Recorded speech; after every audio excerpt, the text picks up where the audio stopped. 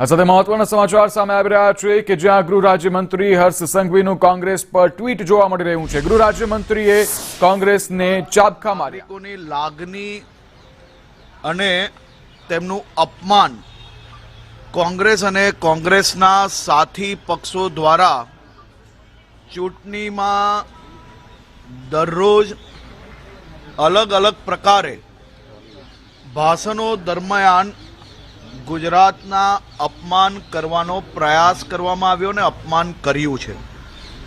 સમાજમાં ભાગલા પડાવવાના કોંગ્રેસના આ પ્રયાસોને સમગ્ર દેશમાં અનેક રાજ્યો દ્વારા આ પ્રયાસો નકારવામાં આવ્યા છે અને આ પ્રયાસો નિષ્ફળ ગયા છે। કોંગ્રેસ અને તેના સાથી પક્ષો દ્વારા દરેક ચૂંટણીઓમાં સમાજોના રાજ્યોના ભાગલા પાડવાના જે પ્રયાસો કરવામાં આવે છે તેને દેશની જનતા ઓળખી ગઈ છે। ખાસ કરીને મહારાષ્ટ્રની અગર વાત કરું તો મહારાષ્ટ્રની અને ગુજરાતની જનતા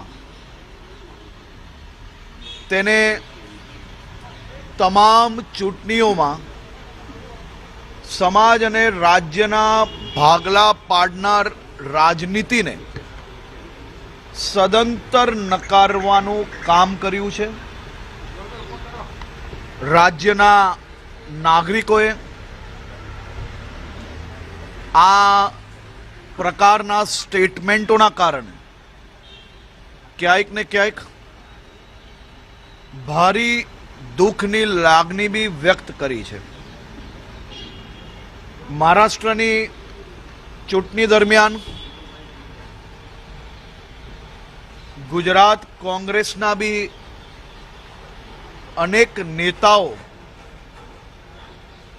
અલગ અલગ રાજ્યના નાગરિકો માટે રાજ્યના પ્રત્યેક નાગરિકો માટે જે ભાષાનો જે વાક્યોનો ઉપયોગ કરવામાં આવ્યો છે તેમાં ગુજરાત પ્રદેશ કોંગ્રેસના બી અનેક નેતાઓ સામેલ હતા। મારા રાજ્યના એક એક નાગરિકોને